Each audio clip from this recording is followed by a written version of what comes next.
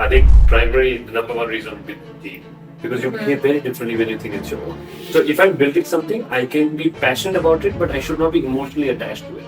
Change and correct it ASAP. If you adapt slow, then you die. The more objective you are, the easier it is for you to correct it. The most important thing for a company is to design the product or the solutions for a problem. Most founders will stop at saying, okay, being a founder or an entrepreneur is the best thing you can do to yourself and the worst thing you can do to yourself. Good quality products or services or solutions will always win.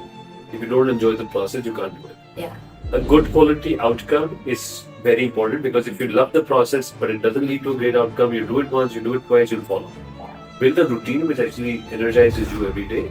Even after doing so much work, you're still energetic. If you had to start all over again, no capital, no network, but with everything you know today. Welcome everyone. Today's guest is a special breed of the founder, someone who not only helped lead one of the biggest IPO in Indian tech history, but also the founder who walked away at the top to create something even more meaningful. My name is Julia Titova and I'm a founder of SVOI International, the world's first ecosystem for their entrepreneurs, where every connection creates monetizable value. It's built on my signature methodology, the social capital system, a unique approach to activating, structuring, and scaling human connections as a true business asset, helping entrepreneurs grow faster, curated access to capital, talent, and opportunity. And today we will dive deep with Gaurav Gupta, co-founder of Zomato, leader of its 12 billion IPO, and now the visionary behind Gabit, a platform redefining health, longevity, and performance. Let's find out why the next billion-dollar company isn't a food delivery, but lifespan itself. Before we dive in, make sure to subscribe for the powerful founder conversations. Like the video, it helps grow smarter. Stay till the end. Gaurav shared a personal insights on health that every entrepreneur needs to hear. So, Gaurav, it's very few founders who take the company from the idea to IPO. And especially in your case, it was 12 billion evaluation on IPO. But Zomato wasn't just a successful startup, it's become a category-defining brand. In this section, so we're going to have like a few blocks today of a question. In this section, I want to explore what really makes the company the unicorn, beyond the usual advice, and how your personal leadership skills and decisions shape the journey. So my first question would be, looking back on a journey with Zomato, what were the not obvious factors that made Zomato a unicorn? I don't know if the factors are obvious or not obvious. I think it's very contextual to what makes a company successful. I can definitely tell you what made Zomato successful from what I saw. I think the number one reason would be the team. So if you have a lot of people in a mission, in a company, building that mission like their own, as if it was their own mission, it'll do really well. Yeah. So when I look for people joining our mission or joining our team, it's very important for me to understand whether this person would operate as if it was their own. Because you behave very differently when you think it's your own. And whether it's about a decision, whether it's a problem, if you have more and more people like that, it will do well. And Zomato from this date started to even close to doing the IPO. Even as a large company, it operated with the same agility, with the same passion, which it had when it started. I think that's where Zomato has done really well. The second thing I would say is that I think a lot of time we talk about and we listen about the fact that we should be listening to customers, but I think we just did it. We were paranoid about it. So listening to customers deeply, intently, what they're looking for and making their life easier to use the product was very, very important for us. And just relentlessly going after this and making sure that this is the top priority for the company helped define Zomato as a superior product, as a superior experience, and that's where the market did well. Mm-hmm. And a startup is a reflection of its founder. Mm-hmm. So, what leadership quality do you think the great founder should have to lead the global companies? Building a mission or a company is very difficult. There are so many ups and downs. And in a startup world, things also evolve fast. You move fast, you grow fast. Which means that beyond 3-6 months is very difficult to predict. So things change. I think one of the single biggest factor for founders and for teams which is important is to be adaptable. So when a change happens, are you able to adapt to it quickly or not? So I think that is one thing that we used to practice subconsciously, and I think also helped our team understand that if we need to adapt, we need to adapt fast. If you adapt slow, then you die. Mm-hmm. And the other thing that was important was when you build a mission, when you go after it, there will be a lot of time you'll make mistakes. There are some decisions that go wrong. But as soon as you know that it's wrong, it's important to correct it. One should not have sunk cost fallacy that I've invested so much time, effort into something, how can I just close this or how can I just change this? But if you found that it is wrong, change and correct it ASAP. Otherwise, again, it can be very fatal for organizations. So I think these two things are very important when you build a mission, a startup which has so many challenges, such fast growth, and one needs to be able to overcome through these skills. And how do you identify, those moments, when you build in a company and it's like growing fast, you're sometimes diving like deep in a process. So how you identify that? Yeah, this is a moment like that you need to, change. To correct, to change. Because you're always listening. So I think that's very interesting thought that you asked. One has to be very objective. So if I'm building something, I can be passionate about it, but I should not be emotionally attached to it. There's a difference between the two. If you become emotionally attached to something, then you stop seeing the objective side of it. The reality. So you try to look at data to justify what you think. Yeah. But if you're able to step back and say, okay, this is something that we're doing, but let me objectively see how it's going, you're able to identify it. So even if you're deep, you have to be able to step back. And you can only step back if you are passionate but not emotionally attached to it. Sometimes people get emotionally attached to, let's say, a brand name. Sometimes people get emotionally attached to a new business that they've launched, or a country or a market. You have to objectively keep evaluating it. The more objective you are, the easier it is for you to correct it. Super. Yeah. Good. And if you had to start all over again, no capital, no network, but with everything you know today. So you have your experience and your knowledge. How would you go about building a company that matters? Again, I would come to the same thing. So the most important thing for a company is to design the product or the solutions for a problem that is relevant, that is large, and solving it for consumers by listening to what they really want. A lot of times we also make the mistake of building a solution the way we see it. So I have this problem and I will build a solution as to how I see it. But I think other customers, other people might have very different perspectives. So I think from ground zero, without capital, without anything else, successful companies can be built if you're really listening to customers. For example, I'll actually give you an example of what we're building right now. So we're building Gabit right now. We'll talk more about it. But Gabit is let's say we talk about a smart ring. And one of the requests which came from some customers was that we wanted to gift the smart ring to someone. And most founders will stop at saying, okay, somebody's asking for gifting, let's build a gifting flow where somebody can gift to someone, send a special message to someone, that's fine. But we said, no, that's not enough. Tell me who wants to gift to whom. And then we figured some kids or people staying in New York wanted to gift it to their parents staying elsewhere. Because they wanted to make sure their health is good, they can track their health.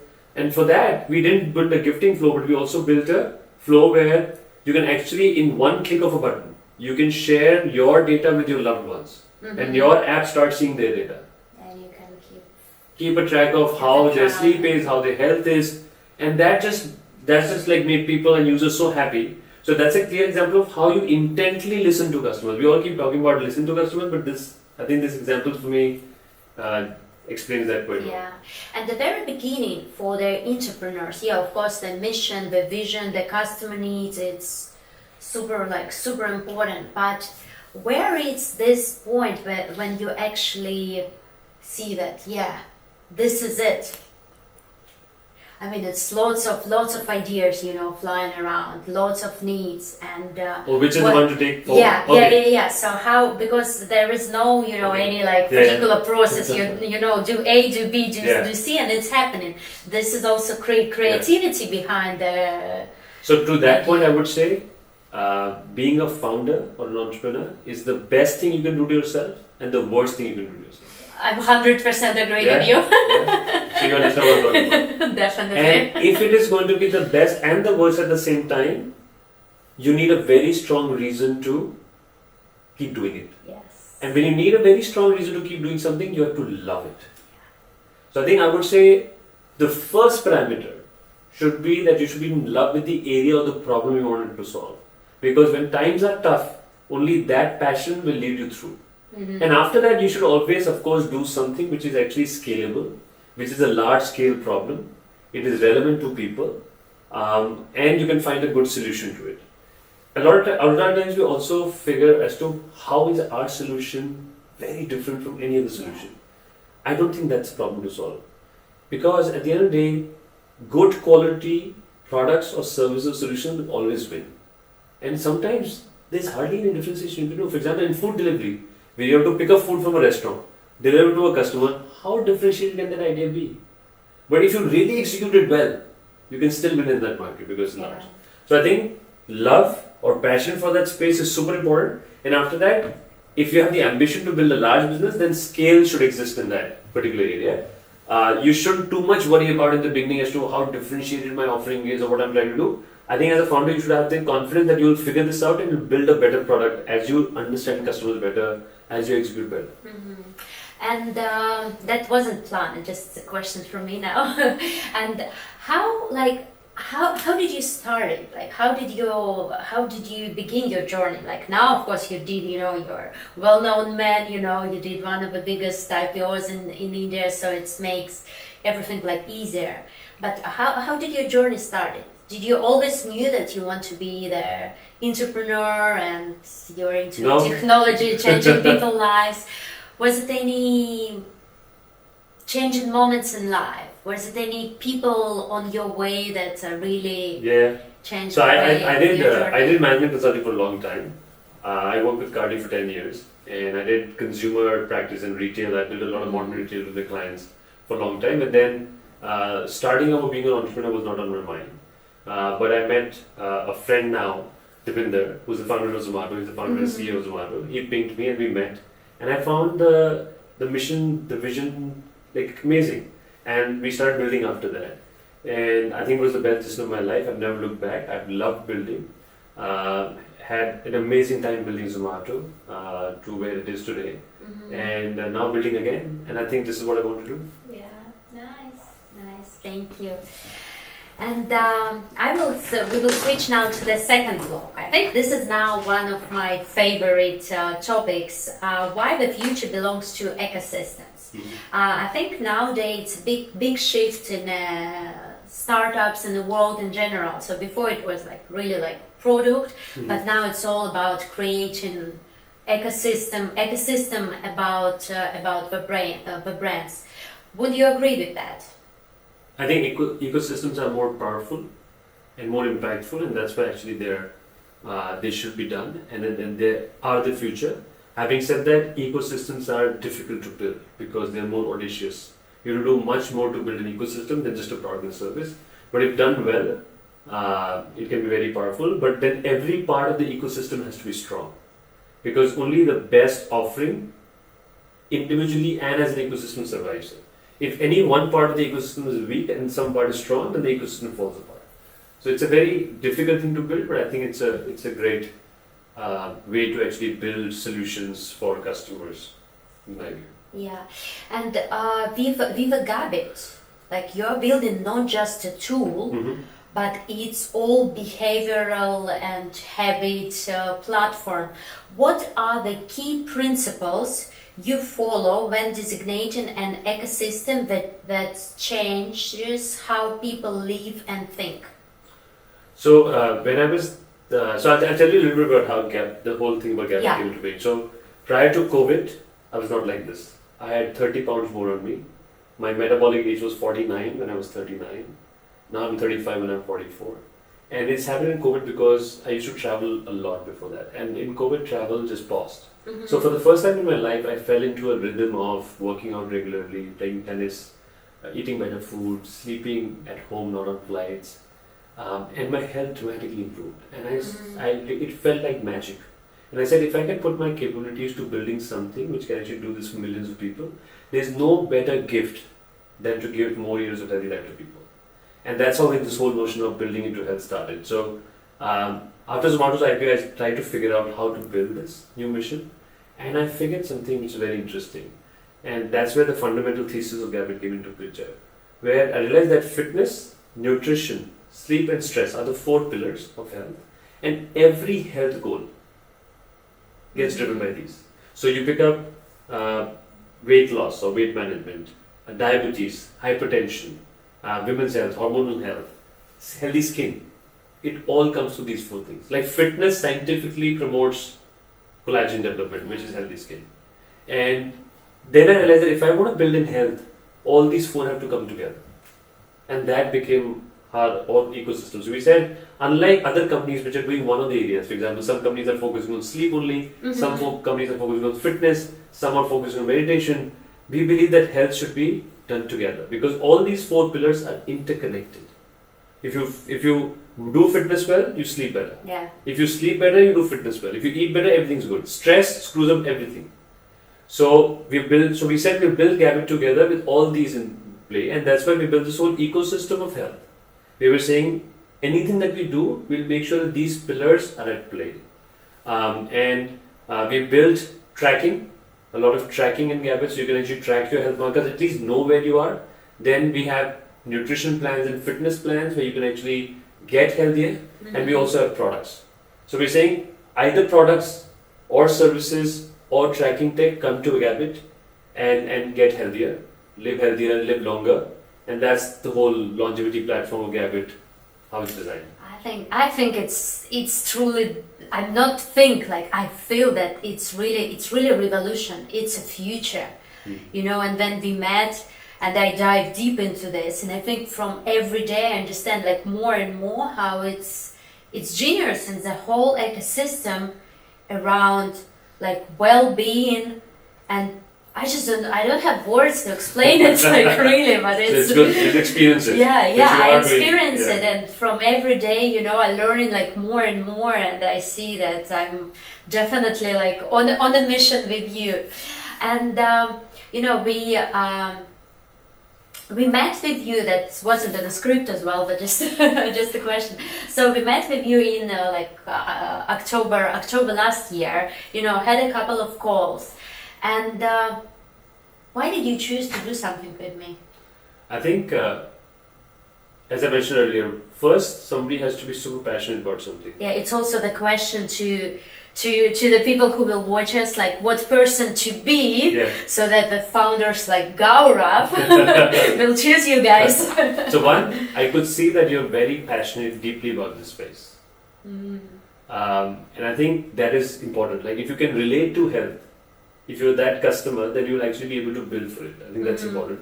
And secondly, I always said this. I think people like to work with people they like.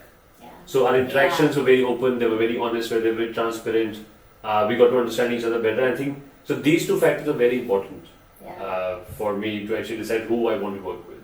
And I think I always tell this to people that we've been talking to people for the last 30-40 years of our life, just since we were born. Yeah. If you do something that much, you should be good at it. So I think you get a sense of people very quickly. But I think these 2 things are very important. Yeah, and talking about those things, for me, I truly believe that new currency and the currency of future, it's human connections, the real connections, because AI, it's now replacing lots of jobs and can do lots of things, for us. I think that human connection, because also if we look at the loneliness problem happening, like, you know, in the world in general. So I'm investing in the human connections. So what role do you think there, like social capital and the human connections, like play in people's life and business life? Like how important it's, you know, to pay attention to building the connection? I think, to be honest, it's different for different people. For me as a person, I can tell you this, that my energy comes from people. And when I meet people or when I'm around people, I'm always asking this question subconsciously: did these people add to my energy or delete from my energy? And I like to be surrounded by people who add to my energy. And I think the way interactions and connections add to a mission or a person is crazy. Like you get in touch with someone who actually is super passionate about something, and then you're able to do so much more, which expands your network. So I think it's super important. But I think it's important to find people you want to work with. I think one should not rush into something just because something needs to be done. One has to invest the time to understand the person. And I always say this: the more you understand a person, the better the relationship is, whether it's work, life, whatever, friendship. So I think one should invest in this, and then once you're together and you understand that you think alike, you can work together, then it just multiplies, right? The impact just multiplies because there are so many networks at play, more passionate people come together. It always helps. Yeah, 100%. Now it's going to be a question from me about like my ecosystem. You know, at SVOI International, we are building an AI-powered ecosystem that helps founders, investors, and experts to grow faster by connecting with the right people. If you were an investor in SVOI, what would you challenge the CEO to focus on? To turn it from a strong platform to a category-defining ecosystem. Can you redefine the question for me? Yeah. So if you are, for example, I have an ecosystem. You know, my superpower is to connect people. I have like 200,000, you know, entrepreneurs, investors in my circle, and I'm creating the whole ecosystem like out of it. So I'm playing with different like segments, integrating like social capital system. And so I'm still in the process of, you know, like growing it. If you would be an investor and you say, okay, like great thing, I see, you know, it's amazing, investing in you. What would you, for the CEO, what's the key metrics we would pay attention for the CEO to focus on? I think either it's founders or it is investors. I think a community or an ecosystem only benefits if each of them is getting some value addition out of it. Like as a founder myself, I'm always looking for partners of the journey which can actually really help Gabit propel meaningfully. Like when you enter a new market, when I want to get the right expertise, and I think that, so if there's any way where you can actually measure that how much are you value adding to every partner's or every member's mission, that will be a key thing to track and improve, and you will and that will just like propel the community and how many people want to be part of it. How are you gonna measure it? I think the best way. So honestly, I think there can be very objective ways of measuring it, but if you're able to build a trustworthy, transparent community who is honest to each other, and you ask them every 6 months, each one of them, did this community do any value add to you? They should be comfortable saying no. Or comfortable saying what it actually did. And if you have that kind of a trusted relationship in the community, that's just one question you need to ask. And if 90% people say yes, it was great value add, then you know that it's working. Yeah, definitely. Thank you for your answer. So now we are moving to longevity as a new asset class. So after building one of India's biggest tech companies, you shifted your focus to something even more personal, you know, health. With Gabit, you're not just helping people to live longer, you're helping them live better. So in this section, I want to dive into mindset, strategies, and insights behind this new mission and why health might just be the next $1 trillion category. So my first question, I know we touched a little bit this subject like before, and you explained the COVID time and the changes was for you. So Gabit is built on the belief that health is the real wealth. Would you agree with that? Absolutely. Yeah? If you're not healthy, you're not available to anyone. Yeah, but most people are overwhelmed by where to begin. If someone wanted to improve their health, started today, what's one small action that creates outsides compounding results? Just ring. Literally small. Yes. Just get the ring and put it on your finger and start. But I'm actually agreeing. Exactly. Yes. And I'll tell you this, it's a very interesting question that you ask. And when I was building Gabit, I was thinking, how can I make it easier for people to track their health and to get on to the journey? Because it can be very intimidating. What's knowledge? How do I start? And there's so much advice out there. And what we did was we said, if you can't measure something, you can't improve it. Yeah. So we said, okay, so that's why the whole tracking of health markers is a very important thesis that we have. And we built this wearable where it's as simple as go online, order it for yourself. Yeah. It comes to you. So when you order it, you get a ring sizing kit first, free of cost. Then you basically put that dummy ring and size your ring. And you input the right size, we send you the right ring. And once you do that, you start tracking. And the good thing is, as you start tracking, you start seeing, okay, how's my sleep? How is my workout or carries out? How is my stress level? How is my nutrition? It helps you all track all of that. And once you start tracking, you understand, oh, this is actually right for me. This I'm not doing right. And then the journey can start. So I think easiest way, just this. Agree. Yeah, I actually agree because I tried lots of different things. Yeah. Focusing on one thing, then another thing, and now finally all of those just come together. And especially what you showed me yesterday, that in the app I don't need to take a picture and go to ChatGPT with it, but it's actually inside the Gabit. It's really genius. Yeah. But then just ask, what shall I pay attention? That's your AI health coach Pep. Just talk to Pep. It's magic. So then let's go to the next question. What is one health myth that's still fooling high performances, even the smartest, most successful people you know, and what's the truth they're missing? You're saying what's the biggest myth? Yeah, the biggest health myth that's still fooling high performances. What is still, paying maybe too much attention, I'm focusing on this, and what is not. Okay, I can tell you, so I'll answer this slightly differently. So I'll tell you what people underestimate the most. Yeah. I think people underestimate the most the power of sleep. I think all of us think that if we sleep less and do more work in that time, we're superheroes. You're talking about yourself, yeah? No, I'm talking about the person I was when I was building Zomato. Yes. So the new person that I am, I'm building Gabit. It's an early stage venture, but I still make sure that I sleep 7.5 hours at least every day. And it's good quality sleep. Because I've realized that as much as I sleep better, I am much more productive in what I have to do next day. My cognition function is much better.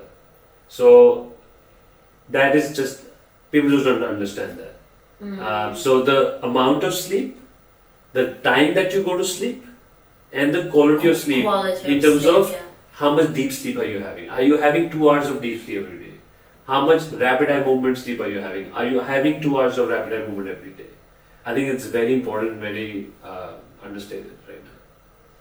After I started wearing Gabit, I think I'm a superwoman. Even if I don't sleep 7.5 hours, that's for me it's something wow. I still have a really good sleep, so I'm tracking it, and I sleep deeply. Are you having 2 hours of deep sleep? We will check that later. I can check it now. Yeah, because I never wake up during the night. And that's why I think bodies are different, requirements are different, but I think what's important is to understand that you have enough of these, each stage of sleep, they all have a role to play. I don't know if people understand, deep sleep is most important for recovery after workouts, your muscles recovery, your tissue recovery, even your brain detoxification happens at that time.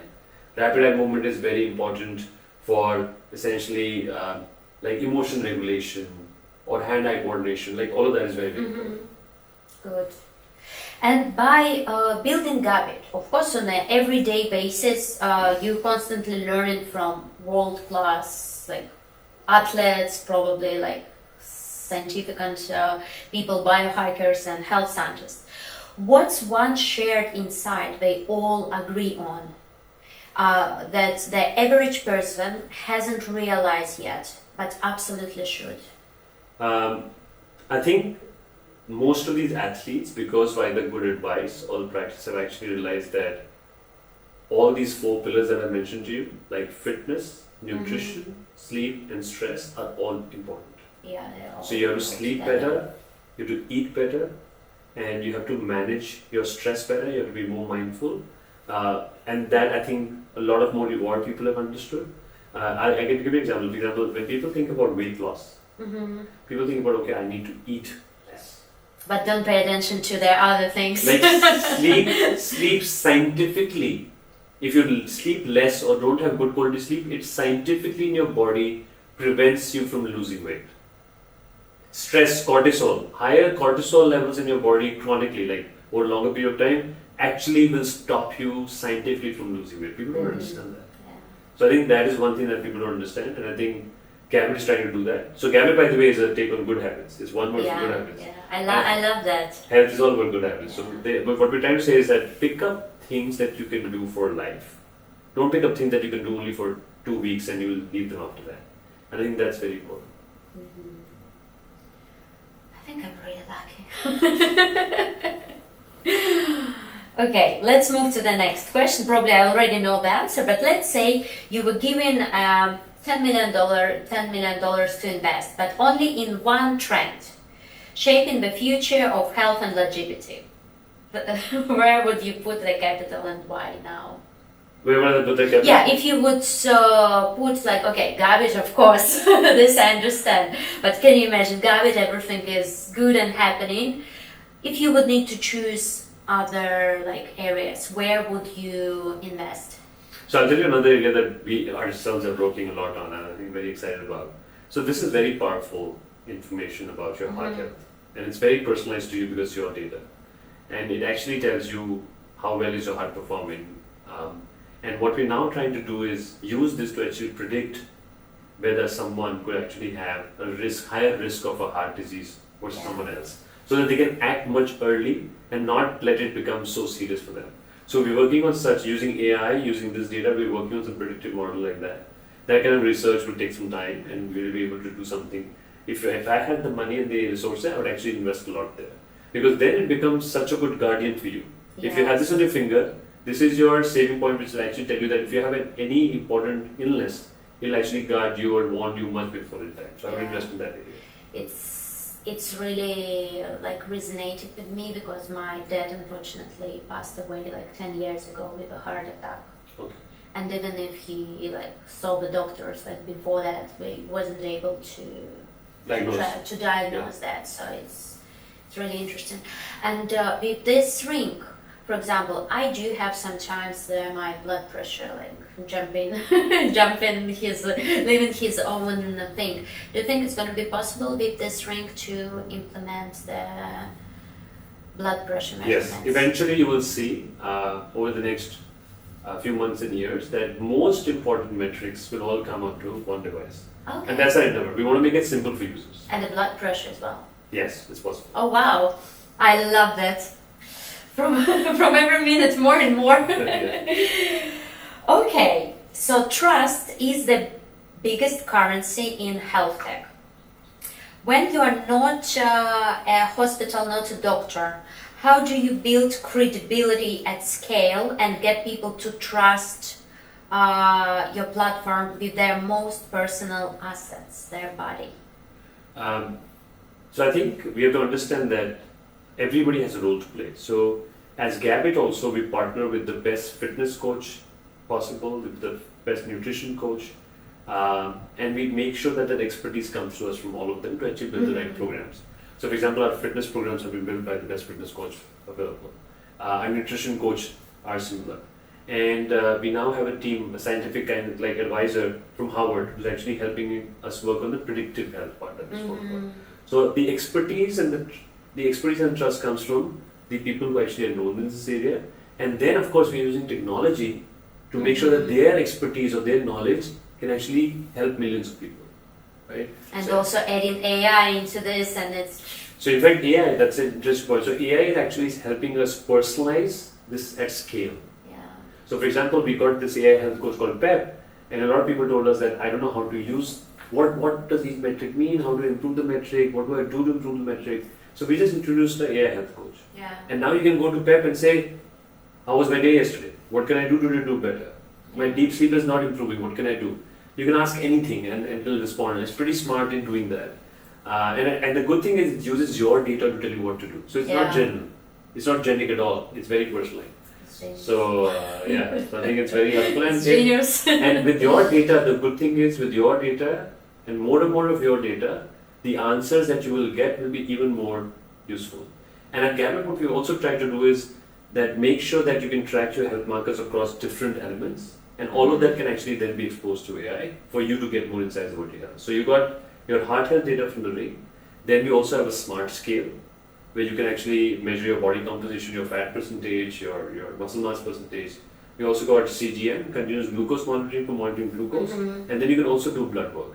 So imagine all of these health parameters for you in one place over a period of time, and then you ask AI to actually help you identify issues and, like for example, which parameter, which thing is not helping your sleep, or what is actually inhibiting your recovery. It may be able to give you very smart answers. Yeah. Good. Let's move to the next block, and it's going to be your life design. So, building a billion dollar company takes more than vision. It takes clarity, self-mastery, and in this section I want to step behind the strategy and look how you actually live. I recently did a podcast with Oscar, and his main thing in his book and in his vision in general in life, that's your life, it's actually your main project. And sometimes we spend, too much time like around business, and all the rest started to circle like around business. So in your life, you're probably playing like lots of different roles, being a founder, being a husband, or being a friend, and any other roles. So how do you balance between them? So I think it all comes down to the fact that one, you do something that you really like. And when you're doing something that you really like and you're super passionate about, you don't think of it as a work. It is very mindful, it is very meditative, you completely consumed with it. And I think then, I believe that all of these parts of life, they become part of the same thing. It's just one life. I don't think we should compartmentalize ourselves into saying, this is my work life, this is my personal life, this is my relationship. Whatever needs you to do something, you do that. So for example, if my daughter needs me at some point in time, I do whatever she needs me to do. If Gabit needs me, I do whatever Gabit needs me to do. So I found more peace and harmony in just like making sure it's just one me and they're all together, rather than saying this time is allocated to that and that time is allocated to this. So I listen to myself, I listen to my body, and I do what I want to do. And that's nice. And what makes you happy? Building makes me happy. I realize that when I build and I'm able to see some outcome of that, I'm really happy. Like, I can tell you something. So today, if somebody is wearing a Gabit Smart ring, it's a founder's delight. I love it. But I think I realize that I love it even more because it is helping them improve their health. Yeah. There's nothing better you can do. And then I see, they've also given to their families. So the impact of this is massive. So I think I'm getting healthier, my team's getting healthier, the world's getting healthier, we're building something really impactful. I think that is a lot of happiness for me, and I'm enjoying doing it.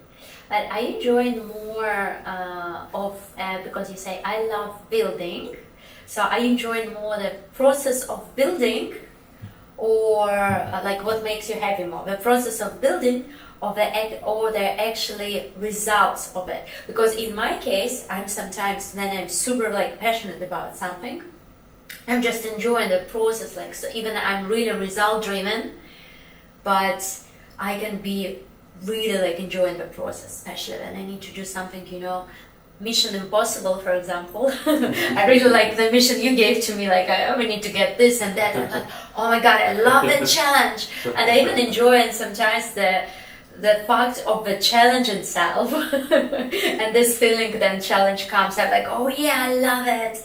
It makes me excited. So I enjoy more of building or the result of what's happening. So as far as I understand, I think if you are actually building something, if you don't enjoy the process, you can't do it. Yeah. You just can't do it. It won't work. You will just drop doing it. So I love the process. And I'll give you a simple example of that. For example, like small challenges. So like the smart ring. One of the biggest challenges we wanted to solve was battery life. Yes. That's the biggest pain point for customers. Like, of course, accuracy is very important. We worked a lot on that. And features are very important. So we bolted on all 4 pillars of health. Like, this is the only variable which has all the 4 pillars of health that we spoke about. And not just one. But we said we have to solve for battery life. So we worked hard, and now today we have a 7 days plus battery life on this. Mine works for 10 days. And it's the highest in the world right now for smart rings. And that just gives me joy. The process gave me joy. Like, that's just challenge. And they've been players for the last 10 years in the market. And they haven't cracked it. And we said, okay, that's the challenge. So the process gave me joy. But once we've been able to do that, and the happiness we see on our customers, when they tell us stories like, I was traveling, I just charged it once, and then I didn't even take the charger with me. That's just delight. So I think it's everything. I think a good quality outcome is very important, because if you love the process but it doesn't lead to a great outcome, you do it once, you do it twice, you'll fall off. And if you don't enjoy the process, you'll fall off. So I think it is definitely, I'm sure whoever is doing a great job of great outcome, they're enjoying the process as well as the outcomes. Cannot be one of them. And do you have any morning routine that you follow? Yes, I have a morning routine. So I get up and I meditate every morning, and then I work out. Mostly, like, I work out an hour in the morning, and then some days 1 hour every morning. Every morning, and on some days I also play tennis after that for 1 hour, and that's my morning routine. I don't compromise that for anything. Wow. Because I think I've realized that health is priority for me. So I've realized while building Gabit and going through the journey that health has become my number 1 priority. Because if I don't make it my number 1 priority, then I'm not healthy, I'm not available to my daughter, my family, my wife, my work, anybody. Yeah. And I think people make the mistake. I had so many times people saying, I don't have time for workouts, I don't have time for this. I'm like, if you're not healthy, then what are you solving for? Yeah. And I think we just need to realize that, and as we spoke about it, I think now technology is so advanced, it's so easy to start on your health journey. Like, this was not the case earlier. So I think we should all get started with it. Yeah, 100% agree with you. I remember how my life changed. Then I read the book, The Miracle Morning. Yeah. You know, when you start the morning with a simple, like six different routines, and it's really amazing to also to have myself as a first priority. So I should be full of energy, calmness, and then it's all going to become more productive. What's one thing you've removed from your life, a habit, a belief, or even a relationship that gave you 10x energy? So one, I try to be with people who add energy to me and not delete energy from me. I think that's from a relationship or people's standpoint. From a habit standpoint, I think I've become much more mindful of what I eat than what I was earlier. I think I have a very good sense of what I eat, but I also eat what I like. So I don't like stress over it too much, but I think that's changed. So that's one bad habit that I've given up. One habit or good habit that I've added is work out every day. I think I just can't live without it now. So that's been amazing. And all of these together have been life-changing. Yeah. And do you believe in the idea of balance? Or have you discovered a more realistic philosophy of managing ambitions, health, and personal life? I think balance is super critical. There's like in anything that you pick up, like for example, when you're running too hard, then you need to jog a little bit to catch your breath. As tactical as that. So I think balance is required everywhere. Otherwise, extremes don't help either ways. Like for example, a lot of time people don't realize this but they want to lose like fat. They just start running a lot. Like they start running 1 hour every day, 1.5 hours every day, and they lose a lot of fat, and you can see that. But they don't realize they're also losing a lot of muscle mass. Which means that, and muscle mass is super important for you to actually stay healthy as you grow, because that is how you consume your calories. So if your muscle mass is down, you'll actually be very unfit internally. So again, a balance is required, that you actually do some rug workout, you do some cardio, but you also do some strength workout to add muscle mass. So I think, in my view, if you look at life in general, there can be disruptive moments where you do something extreme to achieve a short-term goal, but in the long term, for any goal, you have to have balance in your work, in your life, in your workouts, in everything, in your food. Like, and I say another thing, like we talk about this whole thing about balance there, but I think one thing we don't talk about is like diversity. Yeah. So for example, in food, diversity is a very important thing. Like every different type of food has a different nutrient to give you. So if you don't eat that food, you're devoiding yourself of that nutrient. And similarly in workout, strength, yoga, cardio, HIIT, and everything. And for example, strength and grip workout, everything has a role to play. So you can't say, I run and I'm fit, I do a lot of workout. You have to do all these different types because they have a different role in your body. So I think balance, diversity are very, very important dimensions. That's really interesting, like how you look in a balance. As recently I had a video interview and we talk in a balance in a little bit like different way, where like the founder investor look at things in a balance of super life, like extraordinary things. So like to put maximum, like rule the 20-20-80, and that balance actually is,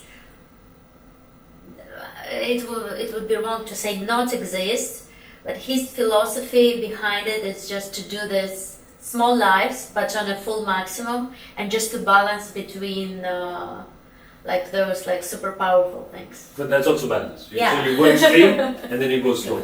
Then you go extreme, then you go slow. Yeah, I think it's for everyone.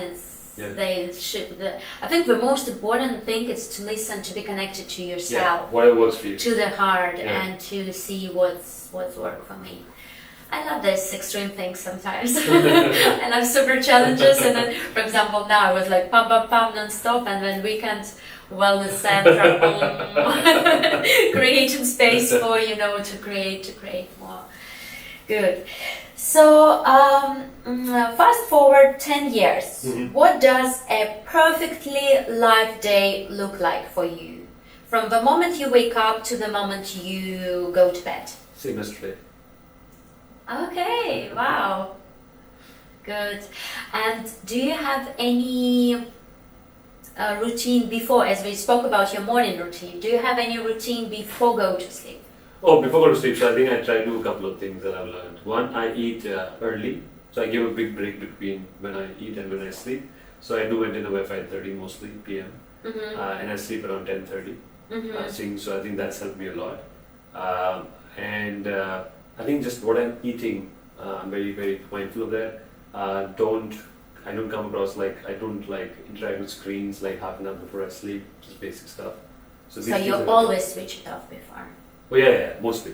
Yeah, Okay. Weekends are a bit different sometimes, but mostly I do that. Yes. Are you always were so, morning, perfect morning, sleep? Till COVID, no, absolutely not. I was a very different person as a told. Yeah. I had no rhythm, I had no consistency, was traveling a lot, workout was irregular, food was irregular, sleep was irregular, and now things are more regular.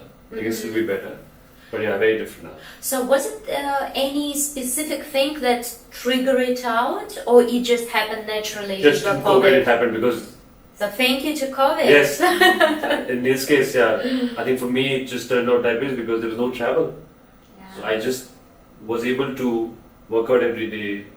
I'm generally active. I was always active in my life. I've played sports all my life, but I've never been consistent in these things. That means it's consistent, and once I saw what it could do, I broke the barrier of my weight, my fat percentage, and I was surprised. I never thought I could go below those barriers ever.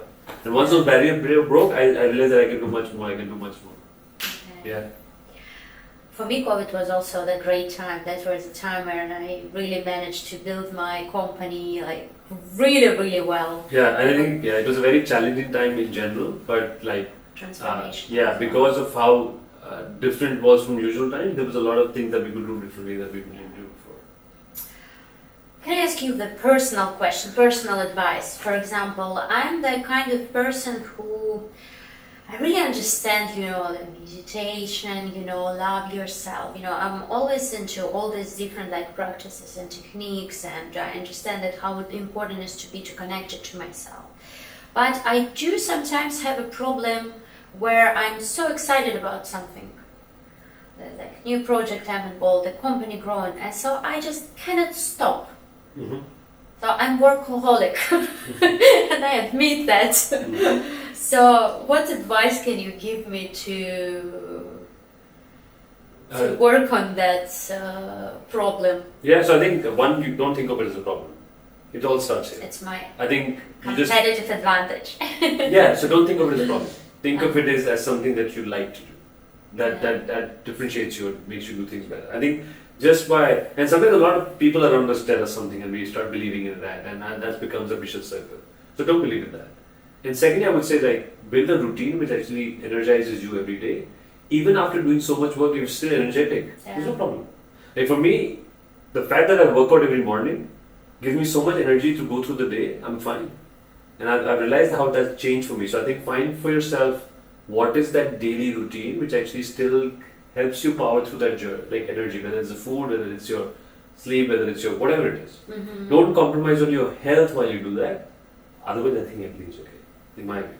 Thank you. I feel better now. Yeah. So let's move to our final block. Mm-hmm. We're going to talk about legacy. And we've talked about startups, ecosystems, and personal performance. But what I want to close on something deeper. At some point, every founder starts thinking beyond growth and starts asking, what will I leave behind? In this final section, I'd love to hear your thoughts on legacy, impact, and the long-term shifts you hope that spark through your work. So what kind of impact do you hope Gabit creates? Not just for individuals, but for the way society approaches health and longevity in 10, 20, 50, or 100 years from now? I'll start from a very tactical thing which I think we should be able to change, and then overall as society what we'll be able to change. So for example, when we meet someone or you're celebrating birthdays, you ask people how old are you? I think that question is redundant. Yeah. People should ask people what is your metabolic age, not your chronological age. Yeah. So I think that's the first paradigm shift that we want to make when we think about our lifespan, our health span, that we are actually living more metabolically in that paradigm rather than actually chronologically. Mm-hmm. So that's one. Then second, I think there's no better gift than health or healthy years. You give money in one hand to people or more years of healthy life in one hand. Most people will choose this. Yes. And I think that's what we're trying to do. So Gabit's vision or mission is to enable everyone to live healthier and longer. And there's technology available today to do that at scale, and we're trying to do that. I'm very excited with the kind of stuff we can do with all this data that we have, where we can actually tell people that you might have a risk of a much critical disease much earlier than, let's say, a doctor can tell them when the blood reports come back. So that's game changing in my view, because that's as easy as it's not. You don't have to go to a diagnostic center and get it done, because that people don't do today. But it's just about putting a ring in your finger, and actually that can actually tell you, at least with some certainty, that'll be very, very powerful. So I'm very excited with what all that can do from a preventive health standpoint to make our lifestyle and our societies better. Mm-hmm. Beautiful. And you were named as a young global leader by our World Economic Forum, if I'm correct. When you think about that responsibility, what future do you believe leaders like you should be building? I think one of the very important things we should be doing is actually helping drive change at scale. And I'll give you an example of what we try to do. So even at Gabit, what we try to do is we build really aspirational, high quality products like this Gabit Smart Ring. But we've tried to really work hard to make it more affordable for people. That even till now, all the offerings that exist in the market, they're either very, very overpriced, or they also priced and they have a subscription cost, and makes it very difficult for people to try. Whereas this kind of high quality product, we actually demand the price is much lower. It's available at 200 USD or $200. So then it becomes more affordable. I would like to strive even further to see what we can do at scale to make it more affordable, available to people. So I think as leaders, we have the responsibility of using our abilities, our networks, our mindset, and capital to actually make change happen at scale. And that's what we did with Zomato as well, by the way. So I think with Zomato, through Zomato, we ran the biggest food NGO in the country called Feeding India. Because Zomato had so much scale, so we could actually channelize a lot of contribution towards helping the needy get the food through the NGO that we were running. So I think, large scale missions can actually drive a lot of change, and all young global leaders from World Economic Forum and any other person who is actually thinking of building something should actually think like this. Good. And if you could shift one belief or mindset that's holding most people back, whether in business, health, or life, what would it be? I think one thing that holds people back is that everything's okay. I'm fine. I'm good.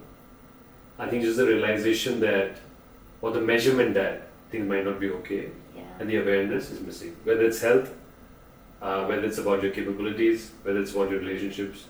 So I think just being very objective and understanding where you are in each of these things, at least to yourself. Maybe you might want to say different things to people outside. I think that's important. And there also, I think, I will say this again, if you can't measure something, you can't improve something. So I think a conscious effort to understanding and measuring each of these things for your current state, and then saying, okay, how can I improve, move one step forward? How can I move one more step forward? I think people should be more, people should think more about improvement than where you are today. I think people get obsessed with where I'm today, or whether that's right or not. Doesn't matter. Measure and then improve yourself over a period of time. And it's also, I really relate this to their like human connections, and in like my social capital system, I really pay a lot of attention on the deepen the connection and to create the meaningful connections. It's actually all about that. How are you? Like, I'm okay. And to be able to have the people around you and to be able to say like, yeah, this is going good, but I do have like this and that problems, or not problems, but I do feel a little bit down, and just to be able to share those things, to make more aware about it, that's really lifts, and to have people around who support you through that journey, that really brings you to absolutely like new and you don't need too many people to do that for you. You need like one or two people to do that. So I think I wrote a question. I don't even know what does it mean. Let's keep it. It's okay. Okay, and the last question. Before that question. I recently created the meditation myself out of, I'm really like entrepreneurial and so on, but really spiritual as well.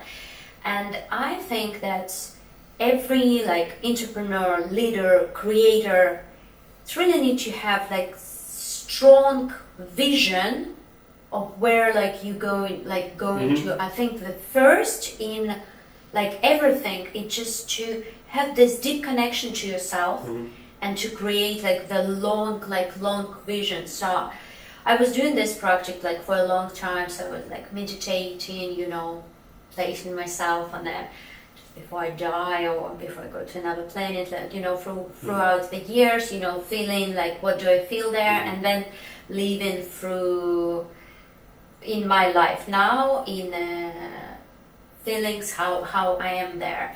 Do you believe in that? I'll tell you a very interesting thing as to what I believe in. And I basically came across this actually recently. We talk a lot about meditation, mindfulness, and I actually found a very simple definition of that, which blew my mind. Noticing is being mindful.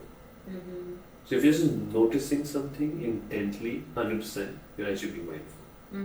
And I think most of the time we're just not able to do that. Either we're distracted by some thoughts, some other thing that's happening. Even right now, if we're just into this conversation and just noticing everything around us, the lights, the mics, how we speak, what's happening, I think there's so much to just learn and gain and be mindful. I think that's what I try to do when I said I do meditation. I think it's not about some routine that I follow, but I just try to be there, present, noticing everything around me, either eyes closed or eyes open. Have you done Vipassana? No, I haven't done Vipassana. I've tried it. It's the best thing I've Yeah? experienced. Yeah, it's And about where did like you do this? mindfulness. Here in UAE, Okay. yeah. And one more question about it's related to the beginning of our conversation. About like vision and all of that. Like, I truly believe that again, the founder, entrepreneur should have the mission, the vision that's like really drives, that you wake up in the morning and you know why you're doing that. So it should be like really, really strong that keeps going. But in life, it's ups and downs, and sometimes it's in moments then, you're questioning what's next, like why I'm here. And some people do have some like burned out or low moments. How to maintain this vision, like, and what to do if you have in your low moment, how to keep going. So I think 2-3 things out there. One, the vision should always be very clear. In fact, the vision helps you lift up. Yes. Always. Like sometimes you're doing work that is boring, you don't like it, you hate it, but you have to tell yourself this is actually going towards that vision, so you have to do this. If you don't do this, you can't do the other part which you like. Right? So that's one. So I think vision really helps.